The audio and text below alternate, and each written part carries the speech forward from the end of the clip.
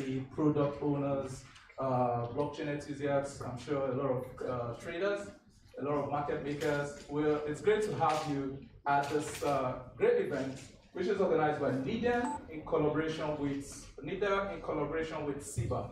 And welcome you all. If you're happy to be here, please give a clap to NIDA and SIBA. Please do that. If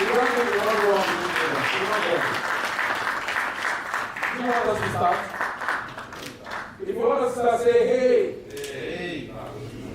Say hey. Hey. I'm not going to start, guys. I'm not ready. Hey. Hey. No. We're not hearing the hey from the back. Say hey if you want us to start. Hey.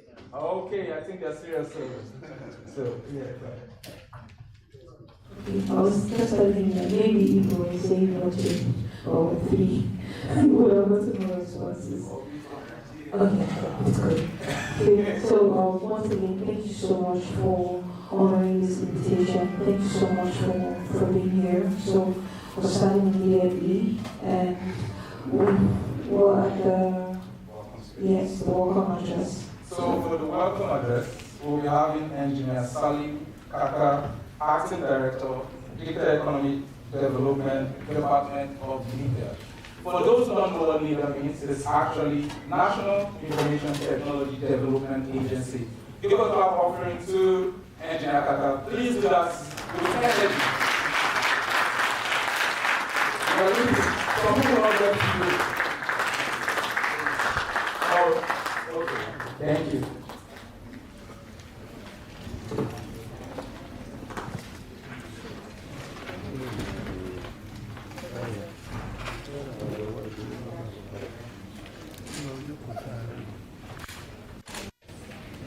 Good morning, everyone. Good morning, everyone. Good morning, sir. Yes, can you hear my voice at the far end? Good morning, everyone. I am a typical someone who always says his mind before I delve into what's attached giving to me. I'm a bit digital inside me. You know why? I am imagining the kind of atomic explosion of ideas that may likely happen today, wonder if the whole can even contain that. And I believe we're going to be safe after that, right? Because when I look at the caliber of people assembled here, I was able to tell them, I said, why do we even organize this event? Why do we even put this pressure on our head? But I believe it's going to be good, we're going to survive it. I'm given a simple task, just to welcome you to this very important event, which I believe is at the front burner of actually everyone, regardless whether you go to school or you didn't go to school. Blockchain has become a game changer, and is really driving the globe with that force that if you're not adequately prepared, then you will definitely be left behind. And I am sure we cannot be afford to left behind in these positive, game-changing phenomena. I welcome all of you. Good morning, and a warm welcome to the Blockchain Policy Dialogue. It is an honor to have all of you here today representing various stakeholders from the public and the private sector. Blockchain technology has emerged as a transformative force, revolutionizing industries and unlocking new possibilities across the globe. As we gather here today, we recognize the need to foster a collaborative environment where policymakers, experts, innovators, and general industry players who come together to discuss the opportunities and challenges presented by blockchain. This dialogue is to serve as a crucial platform for sharing knowledge, exchanging ideas, and shaping policies that will enable the responsible adoption and utilization of blockchain technology. We believe that through open and constructive engagement, we can harness the potential of blockchains to drive economic growth, enhance transparency, security, and promote social inclusion. To change the narrative that The normal balance is the last mile, but I believe the blockchain technology is looking at the last man, trying to generate or create that general inclusion. Throughout the course of this dialogue, we will delve into various topics ranging from regulatory framework, governance model, privacy, data security, etc. We aim to explore the potential application of blockchain in sectors such as finance, supply chains, healthcare, energy, retails, and other sectors beyond. By engaging in robust discussions and deliberation of this type, we hope to lay the foundation for thriving blockchain ecosystems that benefit everyone. I would like to express my gratitude to our distinguished speakers, the panelists, and participants who have taken the time to join us today. Your expertise and insightful will undoubtedly enrich our discussions and contribute to the development of an informed implementation of the national blockchain policy. I also extend my deepest appreciations to CBAN and all of you here who have made this dialogue possible.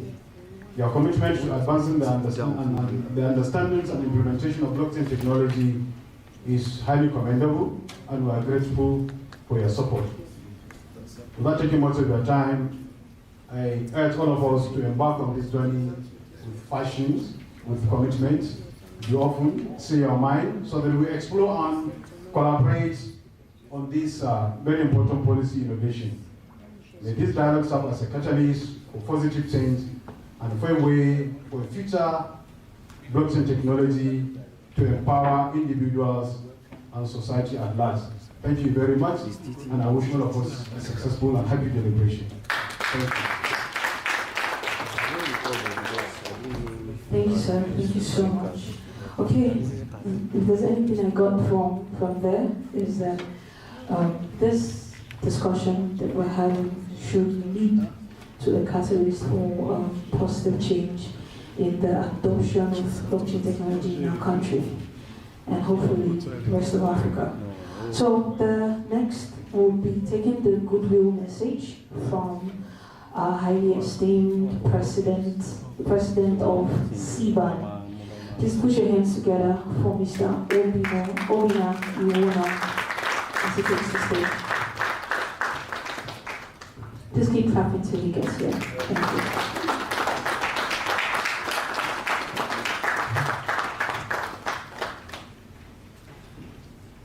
Good morning, everyone, and you are welcome to the Stakeholders Policy Dialogue on the implementation of the National Blockchain Policy.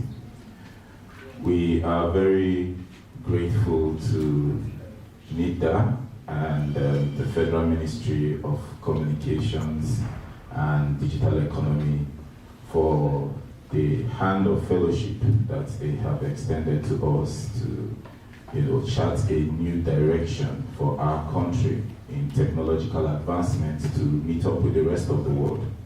Like I would always say that blockchain technology has presented Africa with the greatest opportunity that she has ever had in the past. And with blockchain technology, we are at the moment where we can leapfrog and level up with the rest of the world on all that we have missed in the past, especially in this fourth industrial revolution that is ongoing. And blockchain technology presents so many opportunities for us.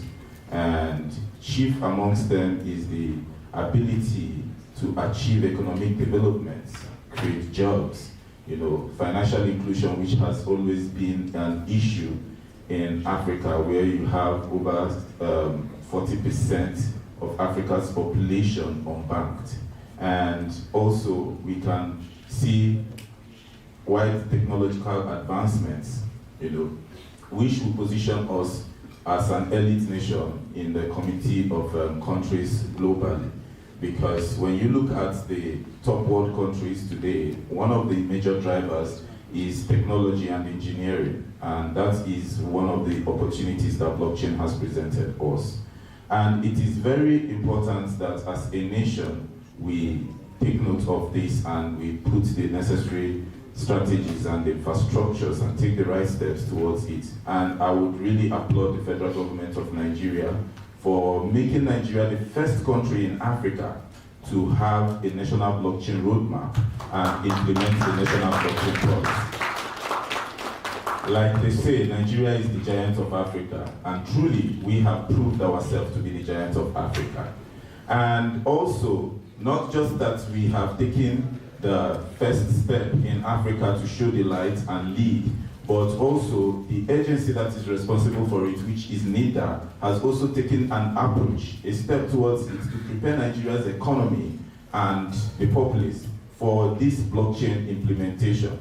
Just about 2 months ago, there was a graduation of over 32,000 students who had been trained on blockchain technology. That's a laudable effort in the right direction. And we also having the stakeholders and policymakers engagement, the first of its kind.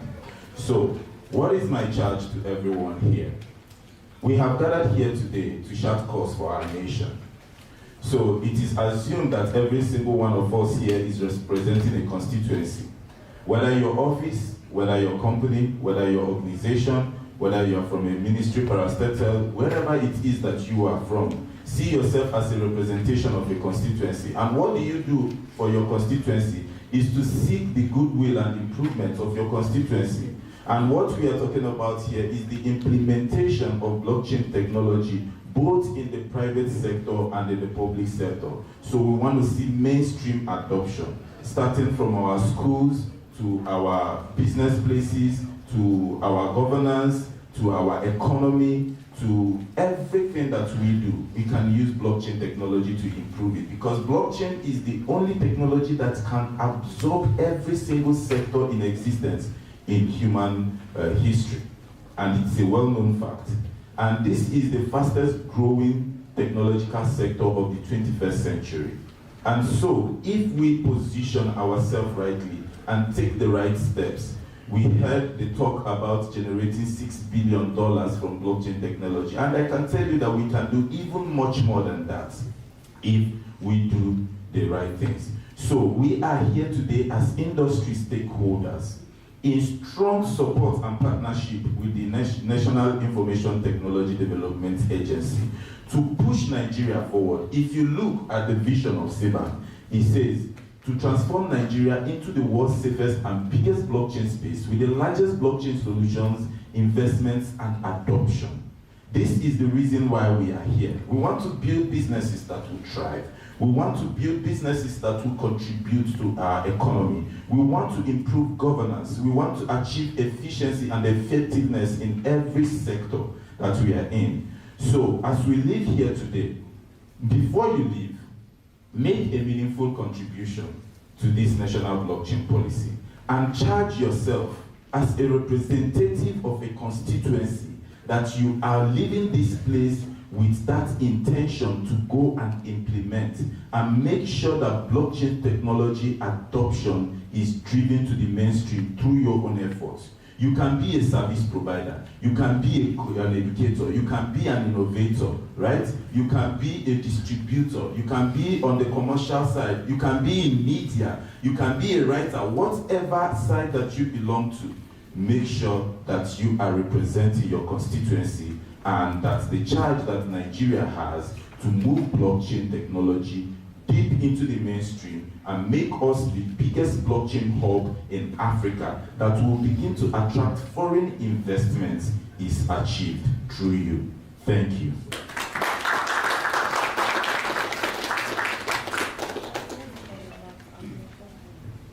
Hello. Wow. Are you going to clap?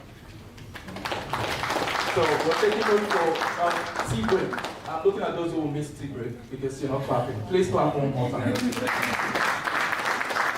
So if you're going to contribute to the National Blockchain Dialogue today, please give more clap offering to yourself.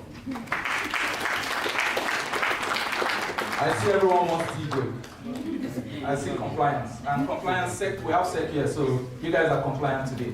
Thank you all for joining us, and thank you, SEBAN President, for that speech. And the DG is with us in spirit, is here with us, and we have a representative of the DG who will be sharing the speech of the DG. The name, Dr. Aristotle Onomu. Oh, I hope I didn't kill the name. Sorry, sir, if I killed it. But please go. So, thank you, Dr. Aristotle. and he's the acting director of media. Please welcome him. Please, big clap. This is the DV leader, please.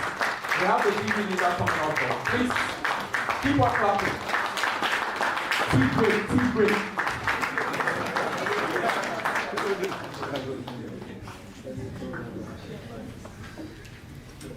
Good morning, everyone. I want to see some energy in the house. Good morning, everyone. Good morning. Fantastic. You know, whenever you see young people, you see vibration, you see energy, you see some smoke. I can see smoke in this house. And I want to believe that the conversation today is going to be a heart-heated dialogue, creative vibration, and we will achieve our goal. I'm here to represent DG, who is unavoidably absent. Sometimes, you know, when you're made to wear a big shoe that is not your size, it becomes somehow difficult, you know, to roll inside the shoe. But I take responsibility in case if I slip and in case if I fall out of the shoe. But I believe that with your support, I'm not going to fall out of the shoe. So I'm going to quickly read the address of the DG. Distinguished guests and fellow professional colleagues in this blockchain industry that is quite evolving and that is quite emerging. I would like to start by appreciating the Federal Ministry of Communication and the Digital Economy for consistently providing adequate support to NITSDA in creating an enabling environment for all our stakeholders. I would also like to extend my profound gratitude to the representative of other ministries, departments, and agencies, and the entire ecosystem players present here with us today. I must recognize and appreciate the stakeholders in Blockchain Technology Association of Nigeria, that's the CBAN, for their effort in supporting and promoting the adoption of technology, blockchain technology in Nigeria. It is a great pleasure to know that you answer our call whenever we need you, especially on occasions like this, where we collaborate to lay a solid foundation for the implementation of an outstanding transformative government policy on emerging technology such as blockchain. You know, the theme of today's event, driving sustainable economic growth and development through adoption of blockchain technology, is in line with the critical areas of the Renewed Hope agenda towards job creation, poverty reduction, and creating enabling environment for sustainable economic growth through transformative application of technology. As we know, blockchain is a type of technology that is decentralized in nature and provides a secure way of recording and verifying information, making it trustworthy and resistant to tampering. As a groundbreaking advancement in digital age, blockchain has potential to revolutionize our industry and could cost the global economy with about $1.7 trillion by 2030, according to research by PwC. As a result, governments all over the world are exploring how to leverage on blockchain technology to boost innovation, improve service delivery, create job opportunities, and drive economic growth. Now, one unique trend and one unique factor with the blockchain technology, which we all know, is that of transparency, is that of traceability, and that of trustworthiness. This anchors the background upon which application of blockchain gives us a successful outcome. Hence, it is commendable that we have a policy in place to catalyze the adoption of this groundbreaking technology, and we are no more playing a catch-up role in the fourth industrial revolution. We are now in the forefront, shaping the narrative, not only within the context of Nigeria, but also in Africa and the globe at large. The adoption of blockchain technology in Nigeria presents a tremendous opportunity to promote the quality of service delivered by both public and private sector, catalyze innovation, create job opportunities, and also enhance governance and stimulate economic growth. You will recall that not too long ago, NIDA as an agency had collaborated with other private sector organizations to train about 32,000 persons in this technology. And those that have been trained at this present, most of them are already using the technology to create jobs, using the technology to create solutions, using the technology to also improve some of the areas of their interest, enlarging their services, and also creating some innovation that are also market ready. Our mission for embarking on this strategic initiative is to encourage the use, adoption, and integration of blockchain in various sectors of Nigerian digital economy in order to increase efficiency, innovation, transparency, security, and trust. The policy identified talent development, innovation, and adoption as the key areas that government will collaborate with stakeholders to harness the potential of blockchain in Nigeria. Again, that's why we have gathered here together to stir up conversation on this policy dialogue, to harness your idea, harness your input, harness your contribution to shape the narrative and to ensure that at the point of implementation, none of any sector is left behind. That's why today is a day that has set aside for a kind of heart-heated dialogue with creative aggression to put in all views that is required and to enable the implementation of this policy to be a success. So we believe that the focus on talent development will facilitate the creation, attraction, and retention of skilled and knowledgeable workforce in industry, which will promote innovation and enhance competitiveness in the national blockchain ecosystem. We are optimistic that the focus on innovation will create an enabling environment that encourages experimentation, provide resources to support innovation, and address regulatory barriers. We are resolute that the focus on adoption will lead to acceptance and application of blockchain in financial services, as well as government and corporate digital services. The national blockchain policy could not have come at a better time than now, when the talent development and innovation focuses on areas of policy aligns perfectly with the manifesto of the current administration to create millions of jobs for Nigeria through digital economy. We are confident that implementing the policy in Nigeria will strengthen Nigeria's digital economy by expanding financial inclusion and security, enhancing openness and accountability, increasing efficiency in service delivery, creating job opportunities. We are also not unmindful of the fact that the adoption of blockchain for digital economy activity is still in its early stage. But I know there could be some teaching challenges that comes along with any new technology. Blockchain is not an exception. Sometimes there could be some fears. Sometimes there could also be some regulatory issues that comes with implementing on any technology whatsoever. But notwithstanding, that's why we're here to share ideas. That's why we're here to look at use cases. That's why we're here to have this heart-heated dialogue. That's why we're here to bring out suggestions and ideas on how we could creatively implement these policies and derive the benefits that are going to come out of it. Hence, we must adopt a coordinated approach in the implementation of the policy to address these concerns holistically.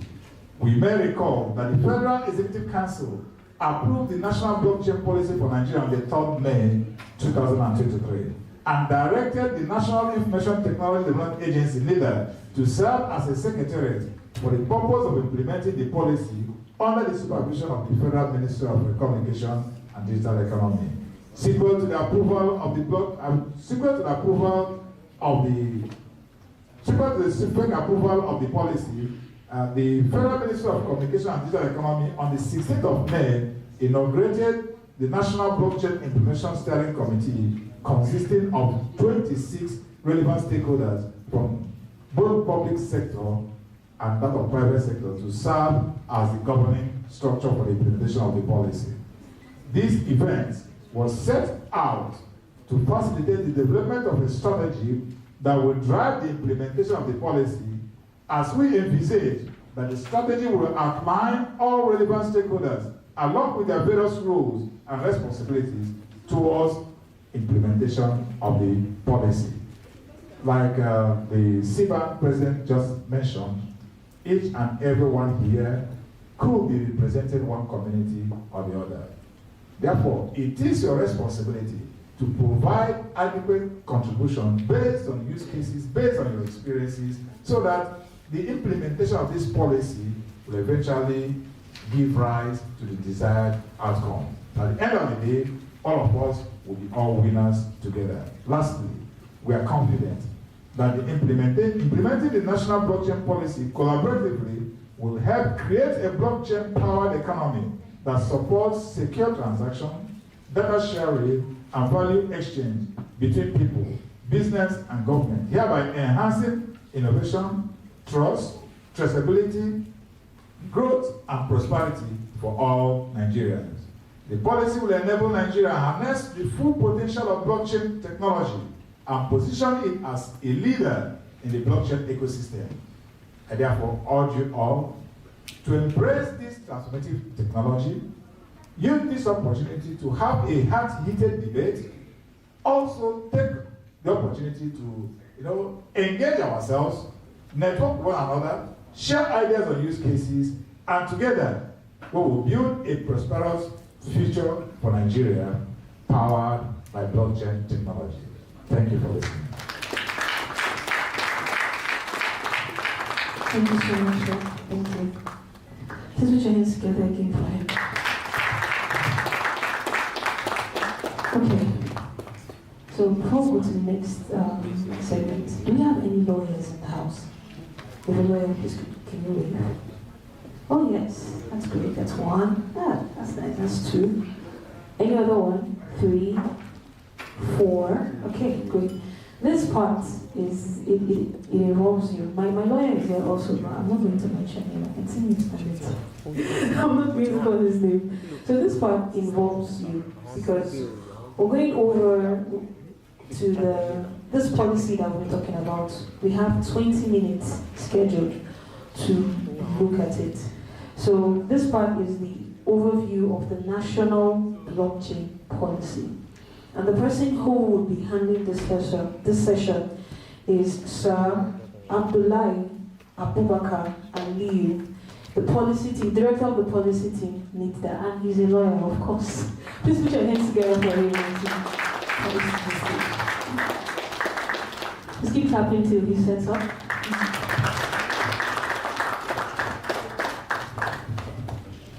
Good morning, everybody. My name is Abdullahi Abubakar Aliyu. I'm a lawyer by profession, and it's a pleasure to meet you all. I work for the National Information Technology Development Agency, specifically with the policy team of the Director General.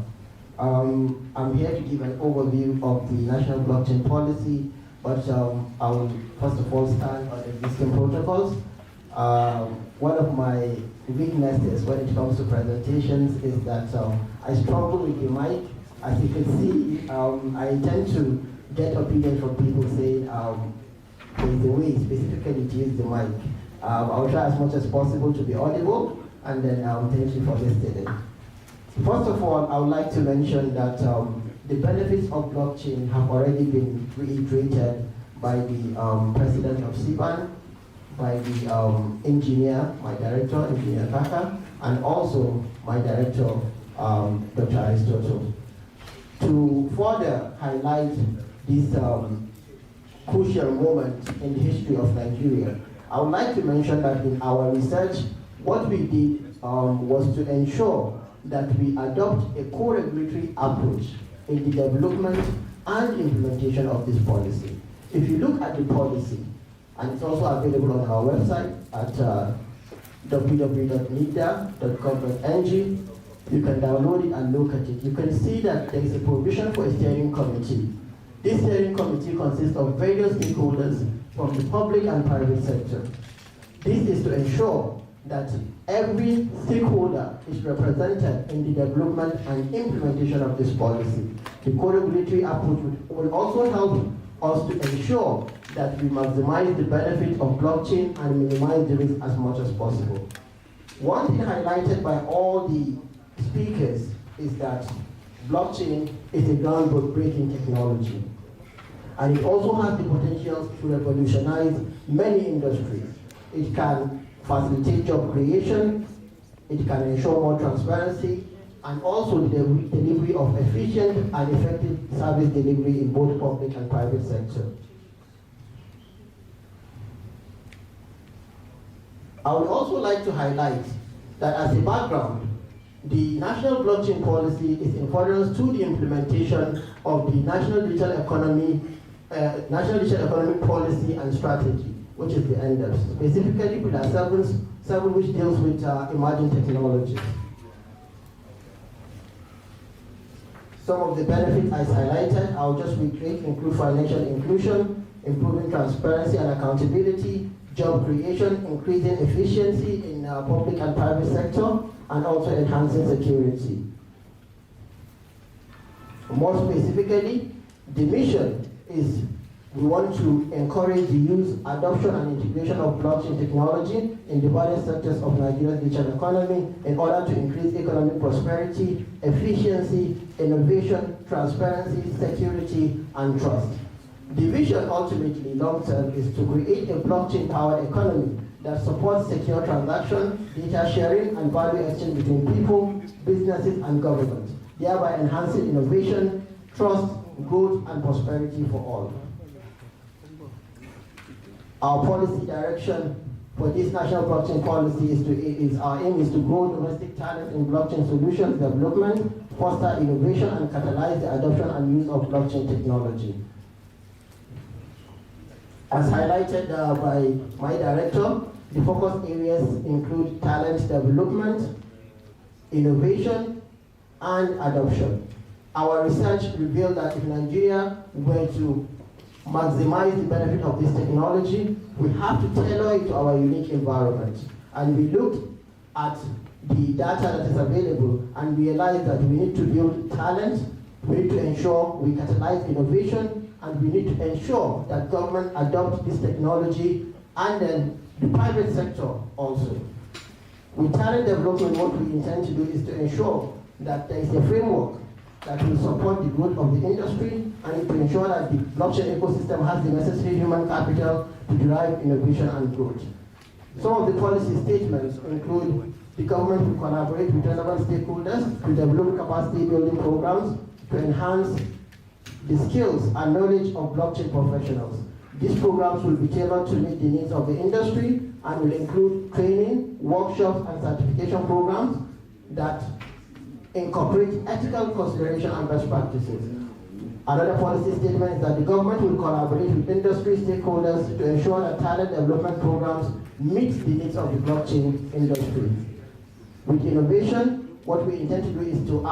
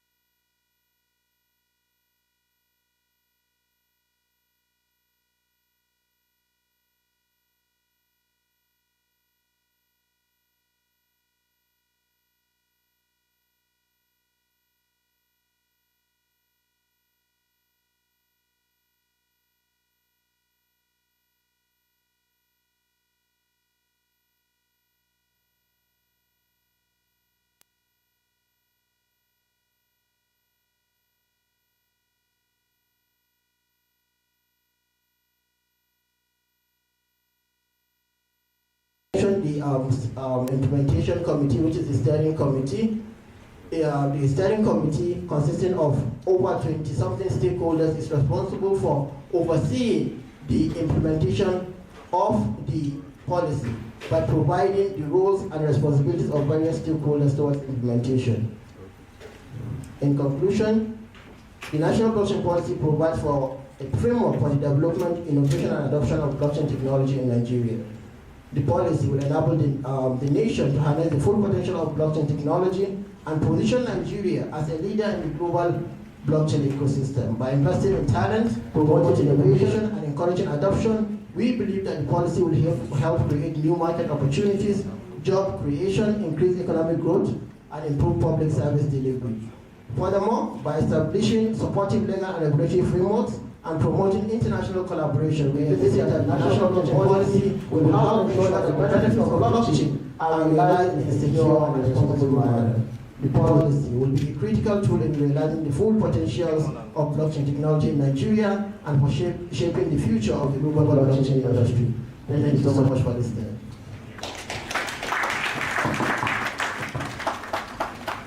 Thank you so much. Okay, so the website, again, just go to BeatStar's website and download that's what I was calling for lawyers earlier. I think you will better understand it than some of the developers that I know that I hear. So just download it and take a look. And he also mentioned that part of the documentation talks about having a steering committee. So some of us might want to be part of that steering committee. Okay, so next we're going to fireside chat. And this fireside chat is on government perspective on blockchain implementation. A lot of people see blockchain from the private sector, from the private values that are being produced. But there's also the government side of things. And that's what this fireside chat would be about. So the moderator for this fireside chat is Dorcas Omotola. Please put your hands together for her as she comes to the stage. And then one of the panel is Shamsuddin Hamed. Please put your hands together for him. And then we have Mr. Priye Itonio. Please put your hands together for him also as coming. Thank you. Please keep it up until we get here.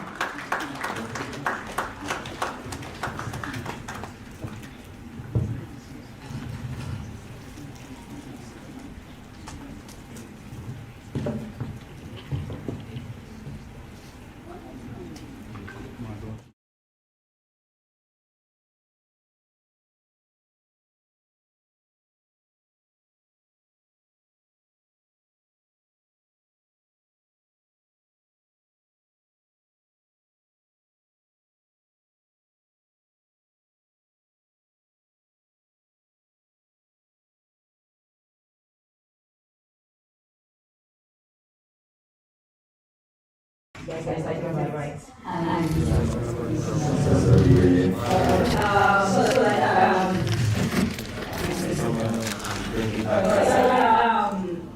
she said this conversation is basically for us to understand the posture of the government, right? A number of us have one or two things as opinions and ideas on what we believe or think that the government is set to do or is doing. But I believe that assumption is not something that we want to begin with. We want to be able to really understand what the posture of the government is, what is the government really saying, and what does all of the steps and actions that we are beginning to see, the smokes that we're seeing in the head, what do they mean? Is it a ceasefire? Is it a call to order? Right, whatever it means, I believe that the mouthpiece here will speak for the oracle. All right.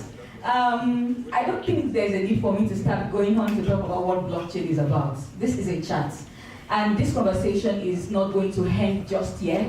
It's something that will also involve the audience, right? But then we'll kick off with the conversation. Please, I would, at the end of some of the conversations we'll have here, we would want us to also ask our questions. whatever questions that you have, please feel free to ask them once we open the session for question and answer. All right. I already shared a couple of questions with us. Let me start with the first one here. We've already established the fact that some of the fundamental things that we want to see being expressed is transparency, efficiency, right, and inclusion. Now, I have two major questions for you, Mr. Priye. And I want to start with you, and then we'll move on to Chancellor.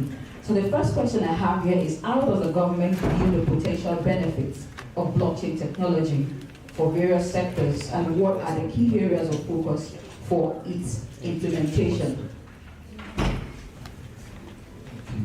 All right, good morning again. My name is Priye, and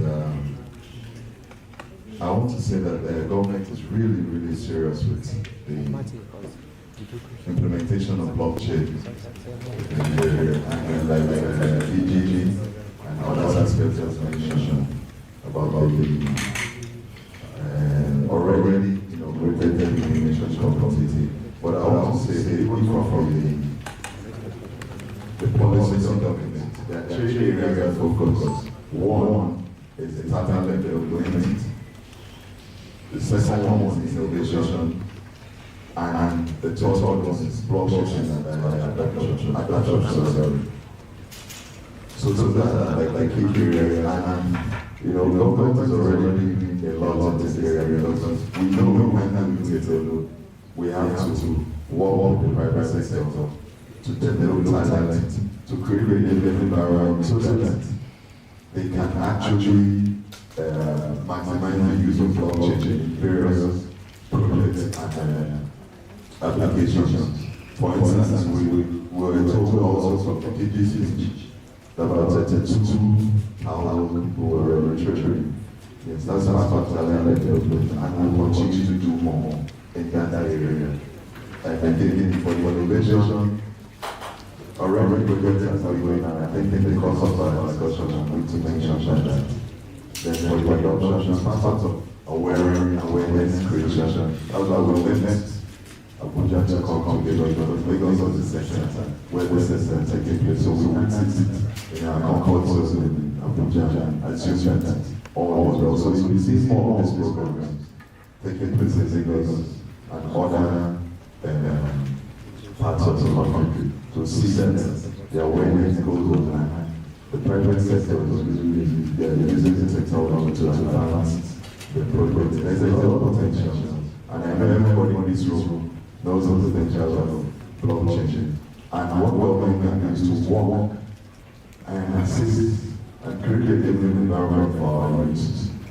So I believe a lot of initiatives will come out of it to enhance that potential and for people to also demonstrate what they can do, what applications they can create and what problems they can solve. Everybody will agree with that we have problems in this country. And guess what? For every problem, there's a solution. And guess what? The solution will bring about prosperity and more for the company that decide to take it to the challenge. So we look forward to work with everyone in this room and beyond to see that the country moves forward. Thank you.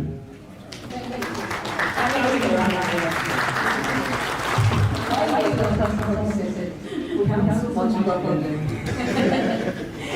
Right. Sometimes we can call that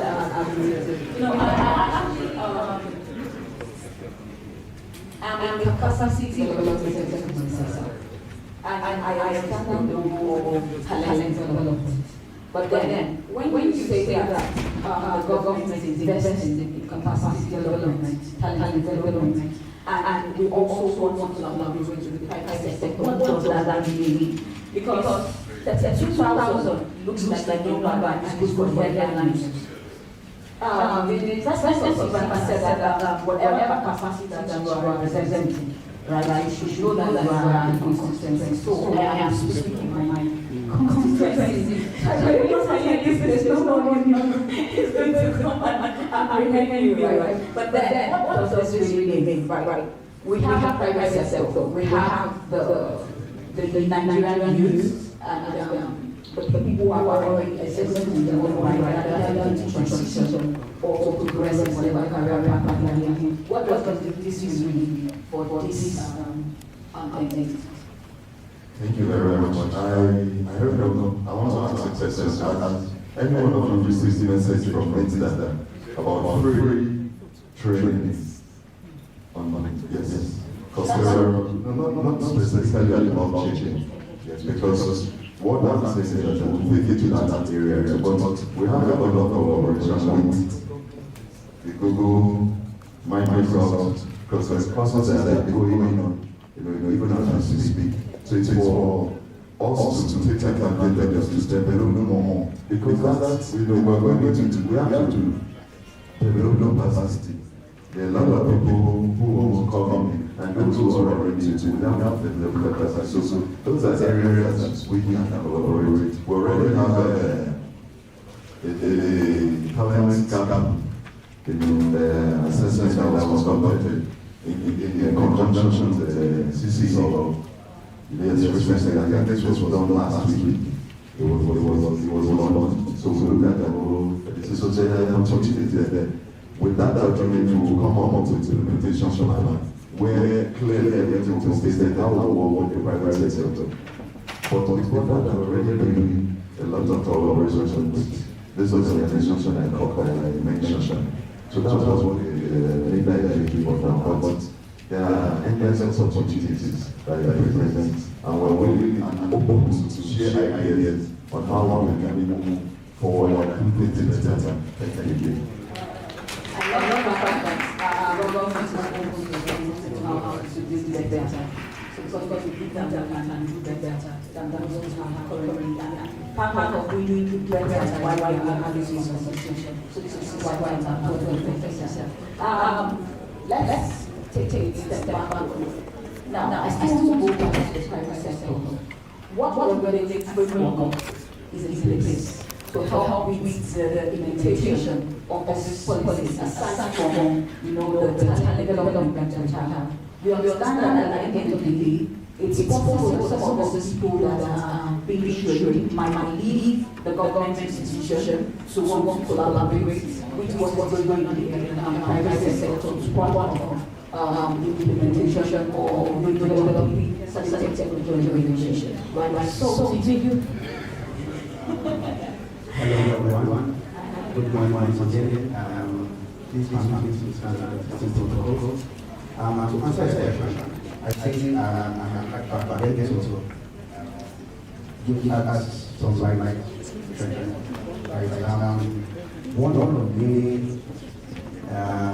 reasons why private sector. Leader has to continue to process. And the idea for that is that we do not want to make decisions on the private sector. We want to make sure that all our decisions are outsourced. We want to make sure that everyone opinion is taken forward. So one of the major reasons for being is to get these answers from right. Back to your question regulation. For now, neither has a hierarchy of rules. So it starts from policies, the national policies, like roles and responsibilities to the organizations. Now we have the policy, and we are going to have implementation from here, which will be crowdsourced to everyone here. The idea that we might not know, we're not experts on blockchain, right?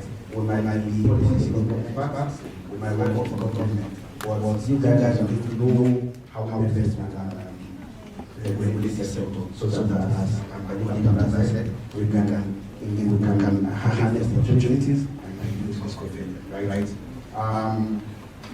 One of the policy statements in the framework says that the government will come up with regulatory frameworks, right? Standard guidelines, extra policies to make sure that these technology leverages to the best potential. we envisage that by the end of this our discussion, right, we will have gotten an idea right?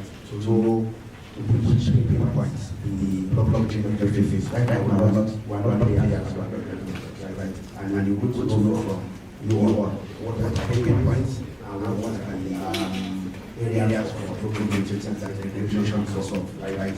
One action to my is to decide the best course of action to take, right? To solve those problems, right? I hope that we have a fruitful celebration, and I hope that everyone is appropriate to go from this. Thank you. Thank you very much. So let's be more specific right now. I want to talk about computing them. And I remember many times we tried to engage with private institutions. So the cloud computing I worked with was also an AWS partner. And many times, private organizations that we try to talk about cloud storage, and all of these things are hesitant. Right? Not because they are aware about the technology and its use cases and applications and benefit that comes with, or they are not so sure about embracing it in entirety. So what is the existing policy that we have towards data privacy and management? Thank you very much for your question. As you all know, there is a body in Nigeria called the Nigerian Data Protection Law, right? The body is an offshoot of a previous regulation developed by NIDA called the Nigerian Data Protection Regulation, right? The whole idea is this: for national level, how do we ensure the protection of personal data of citizens, right?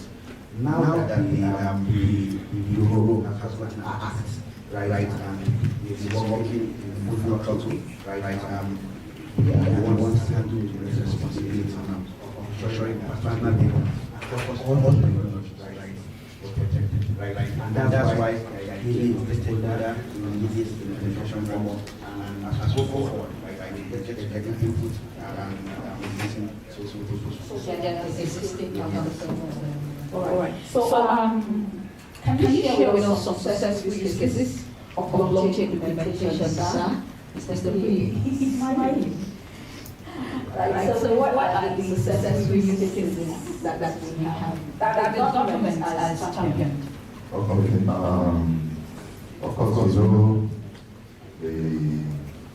thank you for the question.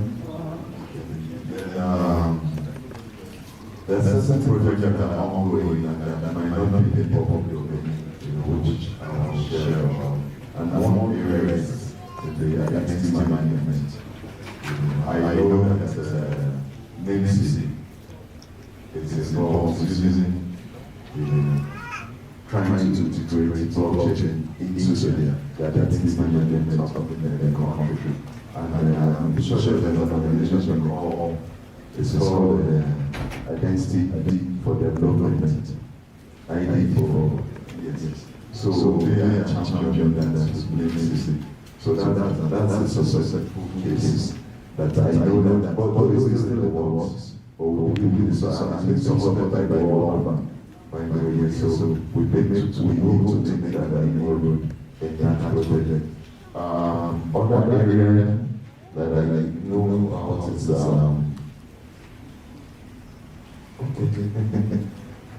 but it's not very, you might have your own opinion, but I think it will be it is more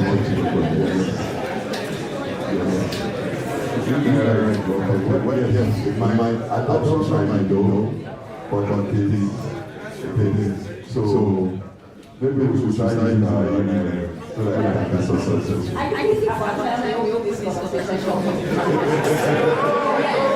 I have just one. I have 3 minutes. I like the for my constituency. Stakeholder, are you sure you want to take a question? I saw your hand raised. Don't take my mic, please. Thank you. Okay, we have just 2 people for the sake of time. I'm so sorry, ladies. So I think what we can do is this. If you have any other question, I don't know what questions can be that available. You can get down the question. Oh, thank you very much. So kind. I have a minute. Can you clap for the chairman? Thank you. So I have just 60 seconds. Good morning, everyone. Good morning. My name is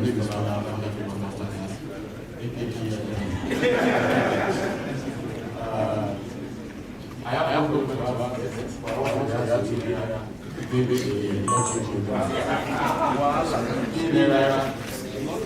it's not construction.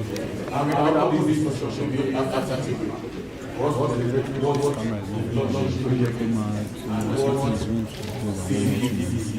Thank you. Thank you very much. All right, I'll help you. I have someone who the guy on sorry. Okay. Yes. One more person. The lady on black and white. No, that's wrong.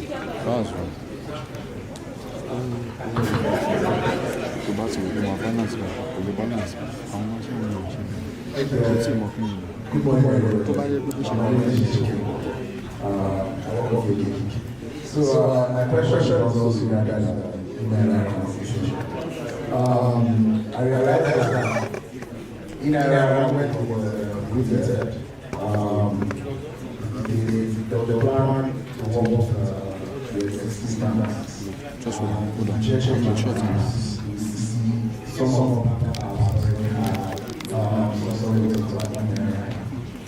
but you'll be going with conversation of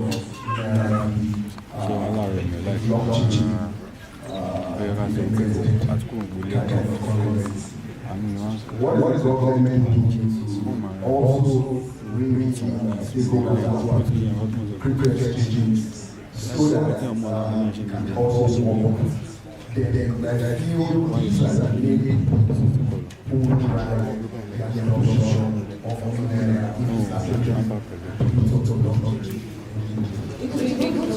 this is the big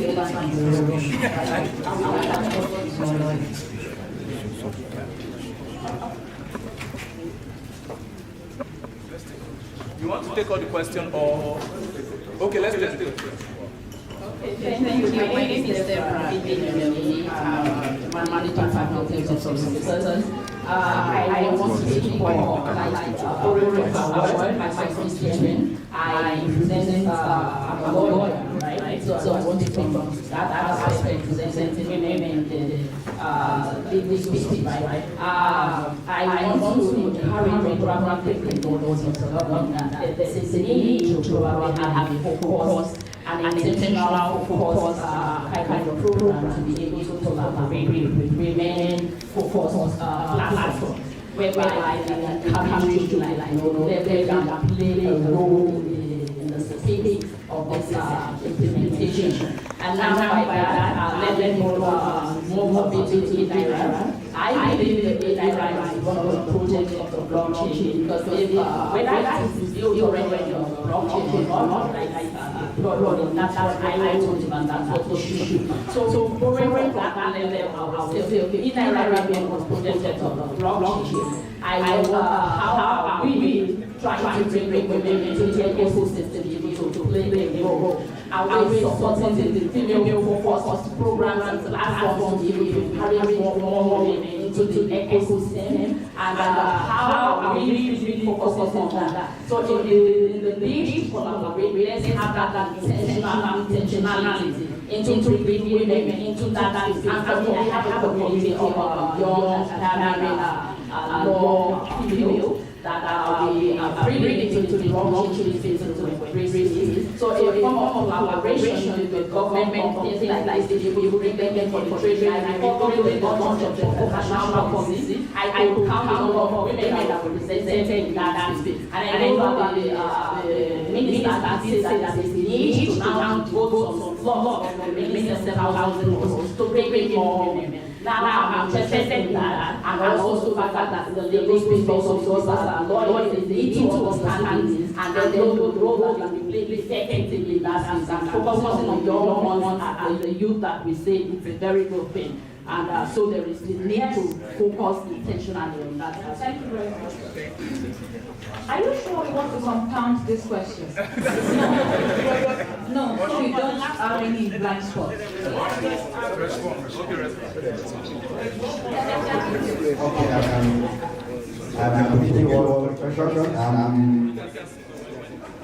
I'll cover this question.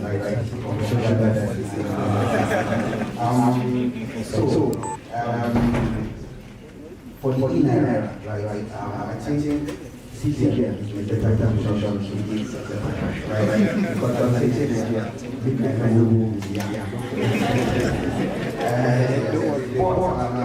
what attention is right? For one thing I hear around from you all that they haven't been adequate communication and collaboration between the government and the private sector on the case of blockchain and crypto, right? And one problem is that before now, there have not been any overarching framework or policy to serve as umbrella to bring everyone together. And that's why we're having this now, right?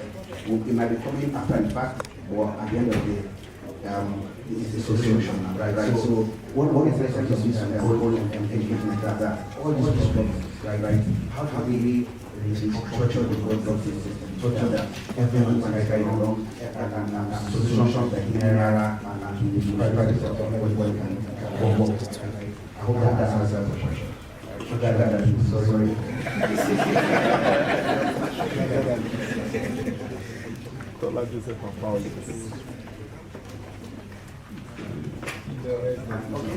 So to answer the second question, right?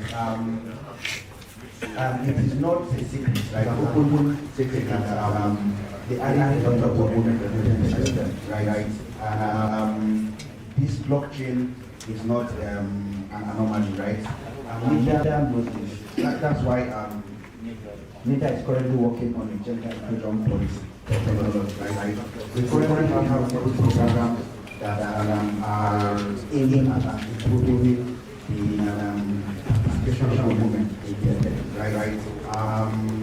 As I always say, we are working to take this was from you and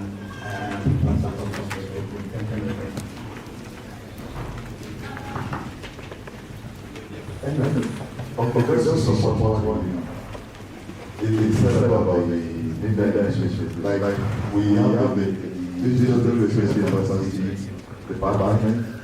It's headed by my colleague Dr. Amen Sambo Magaji. She's not here, but that's to show you the drive and how we see how women can,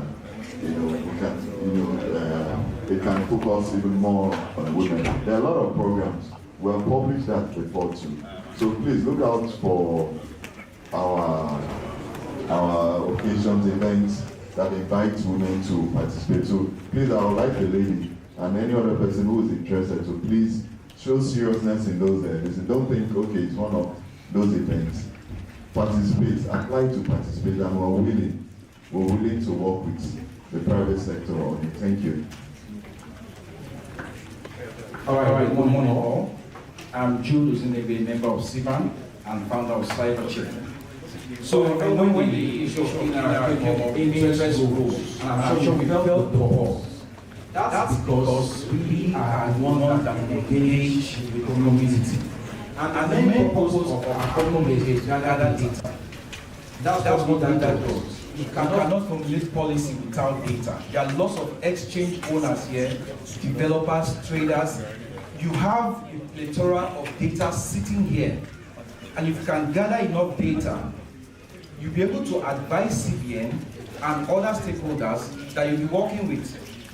On the panel session 3, I saw infrastructure, and Douglas has touched about it. We'll come to that. But coming back to INERA, if you go out to the street, because we talk to these people at the client-facing side of the economy, there are many community owners here, and CBAN talks to communities directly. moment you go out to the street and you mention anything finance and crypto, the interest rises up. So we must take it very seriously because if you talk policy, we here can stand go out to the street. The guys there is what they can take home, is money they can make, how they can improve their livelihood. So no matter the English we speak here, if it doesn't affect the economy of those on the street, if the pocket and the accounts do not rise, we've wasted time. So please, we want to suggest whenever we have this opportunity, let's look at we saw the invitation and those that are supposed to be in the stakeholders community. Let's invite them. Let's invite CBN. Let's invite fellas back. We're going to talk on infrastructure. I have questions for them, so we'll take it back to them. Coming back to this, the moment ENI was mentioned, like I said, the pulse increased. If we can do a simple analysis, how many people here have the speed wallet? I have my QR code here. If CBN was something, let's do an airdrop. If I look at adoption, we are in the space, we know what we do. The moment we mention airdrop, even those they call OGs, everybody is interested because it boils down to numbers. So if CBN was here, advise them, let's do an immediate airdrop. No matter how small. If we see it work, you know, I know some of our guys that are already more behind the system to improve and revamp Naira, right? If it works here, all of us here, we can't get the advantages of Naira. We work with companies and talk with professionals that don't know anything about Naira. Professors, master degree holders, engineers, and economists. So please, as we live here, let's gather enough data. Go sit with it, analyze the data, and start implementing. Nigeria is full of intelligent people. We speak a lot, but we do little. So when we leave here, let's go and hit the ground running. Let's keep running.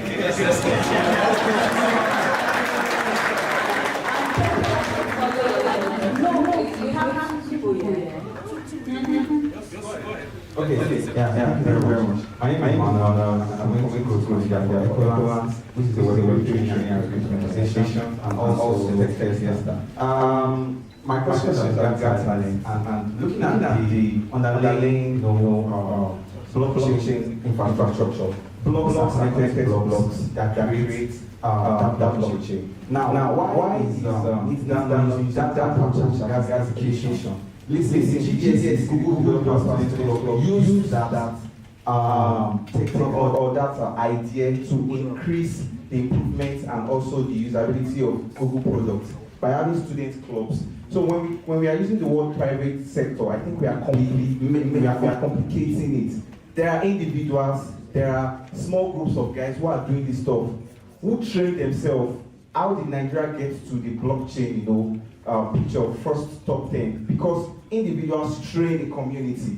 Do you understand? So 32K people being trained and having 1K innovation that we see. It's not really saying a who in about that training. So we have a decentralized approach to training. All that one of the characteristics of blockchain is centralized nature, right? And it's supposed to also represent for everyone. And I guess I know that's one of the reasons why we are having this conversation, to understand the best approach to take, right? Gather enough data to stand out to the movement, right? So we are learning right now that we also need to break up communities, not just private institutions. I know most of the government side, when they say private, they don't just talk about organization, right? We're talking about enthusiasts, we're talking about entrepreneurs, right? But I also So this is good. I like this. So we have two last, yes. So you and then confirm. Hi everyone. So this is not necessarily a question, but a comment. And I don't know if I have a chance to speak. So let's say I spoke about 3 to 4 months. So I want to understand the latest proposals. I'm not really government, I'm a private sector. And I want to appreciate appreciate Obina for putting together the rest of the executive committee of CBAN together. It's fantastic that we are having a group not just participants collaborative communicating with government. And one thing I would say that for the first time I'm putting faces to government, because the government was doing this faceless institution, right? And it's not trying to become more. So I want to specifically give everybody in the room a bit of context on some of the things that are going on in the industry and what I think can do. So my name is Vladimir. I'm the founder of the venture called Primary Attraction. That started in 2016. I'm a second founder of about 60 African companies, majority of the US and Nigeria and the United States. I was also one of the investors of the first couple of exchanges, like Bitcoin investors in Bidax. We were very good friends. And I was the first person everybody finances in Africa. So I actually brought finance into the continent. I remember when finance, everybody was like, what's finance? Right? There's a lot of good as in this space for Nigerian finance. So I do not give any credits for anything at all. And to be honest, the growth of finance comes from the finance. The growth of finance came from the old OGs and people on the ground and doing work. There's an underlying appetite for this technology. We really want that company. Right? So that's something that we should take into consideration. Beyond that, I was also the founder of a company called NestPoint that raised probably the largest pre-seed round for a venture company on the continent. And we've had our fair share of troubles. We've seen the potential or the challenges that can happen when a particular platform is not regulated. You can go and Google to surveillance.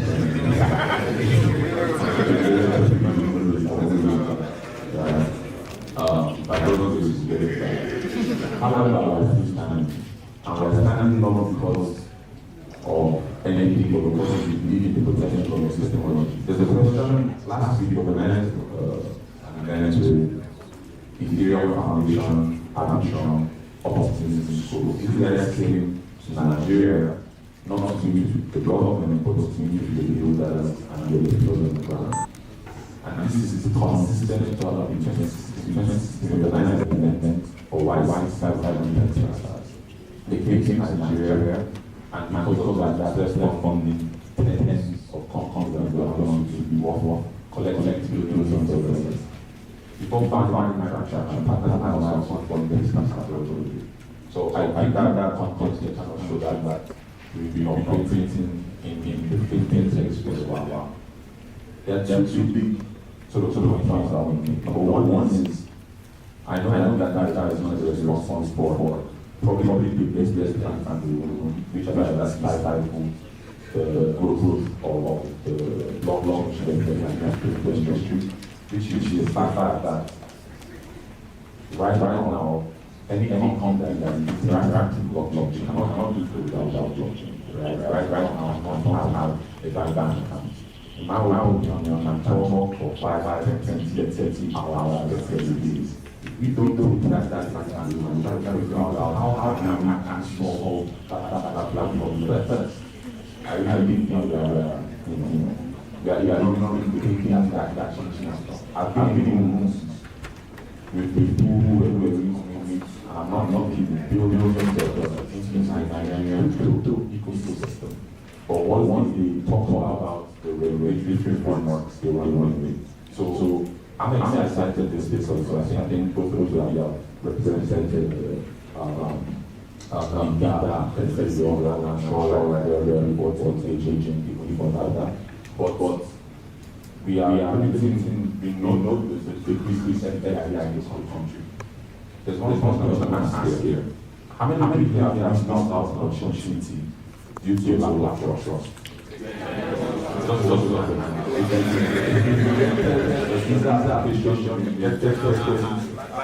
And so the whole point of blockchain is to create an economy that removes the need from trust.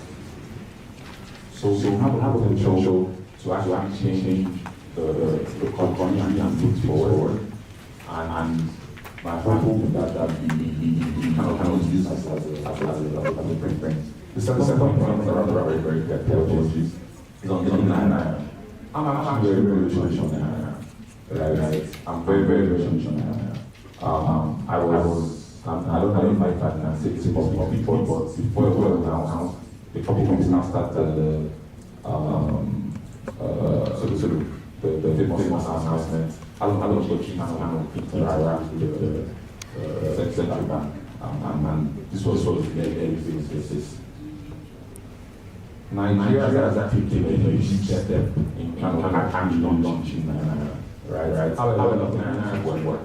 It has something that stands on existing protocols of open banking.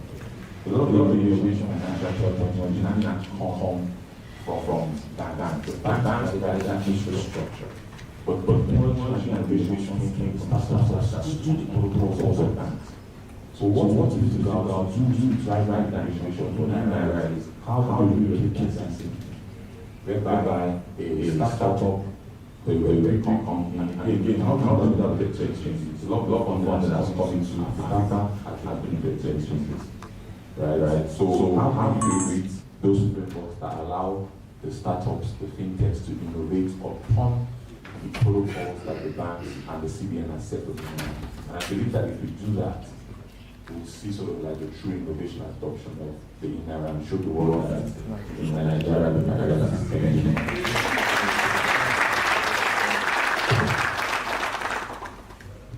Okay, thank you. Thank you. So my comment is on the past leader training that we had. My name is Carla Ovambolo. I'm the founder of Crypto Smart, and I'm the lead partner for Borderless. Borderless is a tech not-for-profit arm. So what we do is raise developers, raise data analysts, raise cybersecurity experts in both the Web 2 and Web 3 space.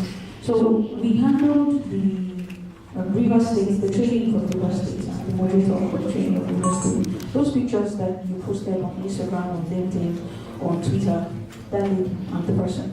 I was the person who handled everything. That hub is my hub, where so we had in January we had the what's it called? We had a training for these students in River State for the 3 weeks, second week, third week, and fourth week of January. So I was the person who handled all of that. Now here are the things that I noticed. I understand because of government bureaucracy, the chain of command is it's very long. So instructions are given at the top before they are implemented. A lot of things have gone to different places. A lot of the people, the way trains were conducted, it should have been done through the hubs, through the existing tech hubs that are in those states. One of the challenges that the students faced was they were trying to teach people who didn't understand coding. We're trying to teach them virtually. They don't know anything about this. They only have the interest. The other challenge is the way they signed up. We signed up people who had like 3 children at home. Mommies and daddies that, in fact, one of the ladies got, I think one of the ladies, she came with her child, she got 100,000 naira from the CEO of Dominion, or the founder of Dominion. She was in the pictures that I took. We had people who didn't have time to study this thing. A lot of them thought, oh, certificate, we give you certificates. They just came in, tried to do all the cramming, tried to solve everything, and you come out. And you can't code anything, you can't build anything, because you just thought there was going to be certificates. Let's make sure that from the entry point of people who want to study blockchain, you are working with the people on ground, the hubs that in these different states. Even if it's the funds, send the funds to them, work with the hubs, let them do the trainings, let them give you the reports. Because what has happened right now is, I think there were about 2,000 people in River State. I can literally count the developers on this finance. The ones that I know, because I worked with them physically. And some of them who actually now understand how to code were already coders before. So it's not as if because of the trainings they started learning. So let's not get people who just think, oh, certificates. And some of them, I don't know where they got the idea that they're going to get money after all of this. So you find them asking questions on the Telegram group like, okay, how much are we going to get after now? Where's the certificates? And when you're calling for them to build a product, they're not able to. And that was because they didn't understand. They didn't understand what blockchain is, the coding side of things. A lot of people who came in understand the user part, but they didn't understand the dev part. So if you're going to do the next trainings, it should be through the hubs. It shouldn't be, and it should not be a virtual training. It should be a physical training. Thank you. Okay, thank you. Thank you very much. I think we've had very good feedback. I want to appreciate everyone on behalf of the DG and my colleagues. I want to really appreciate you for this feedback. I can assure you something. We will still stay in touch with you. We will work with you to improve the ecosystem. And that's So I think already our proposal being in Lagos, we can see it's very fruitful. So this is what we wanted to interact, to hear from you. Some of the challenges, and finally, it's very, very helpful. So I want to tell you that they appreciate what we've done today, and I know more comments will come. CBN is part of the so the answer questions that yes, I will answer and address that. But what I can assure you also is we will continue. CBN is part of the steering committee. So they are part of the steering committee. So these things will be crashed. So there is more opportunity for us to speak to them as well. And hopefully we'll be able to solve the root cause of the problem. Thank you. Any last question? I will follow the step of my boss. This has been great for us, right? Hearing this feedback, right, is very good for us. One important part for regulatory intelligence is getting feedback, right? We are not on ground, we are government workers. We know administration, we know how to do regulation, but we are not on ground, we are not blockchain engineers, right? The only thing I'll ask from this team now is, one of the key take-homes from this event is having an implementation plan. All these comments, we want it to be concretized now in our next steps, which will be that plan, and we hope that we create a very good network for the blockchain community, and this will keep on happening by the grace of God. Thank you very much.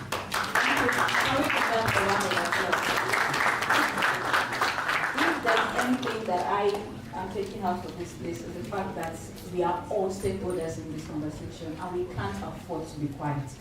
So thank you very much. I remain Omosela Lopez. Have a wonderful day. Please keep clapping. Keep it. So it's dialogue, and we've been having the dialogue. I hope you agree with me. Yes. Is this a dialogue? Yes. It is a stakeholder policy dialogue. Thank you, everyone, for participating. Now we're getting to that section that I've been saying, if you don't clap well, no ticket. Tea break. Please clap for every participant. Yeah, thank you. So it's time for tea break and a little networking. I will be coming back in the next 30 minutes for the next section. But before you go for the tea break, there is a new ticket on the folder that has been shared. Please, there's a lunch ticket and a tea break ticket inside this folder. And also, there's a CBAN pamphlet, which also gives you some information about what we do at CBAN and the conference coming up September 6th and 7th at Abuja. We invite you all, please go for the tea break session and join us back in 30 minutes. Thank you all. Please don't go away. There is more dialogue to happen here. More dialogue. Thank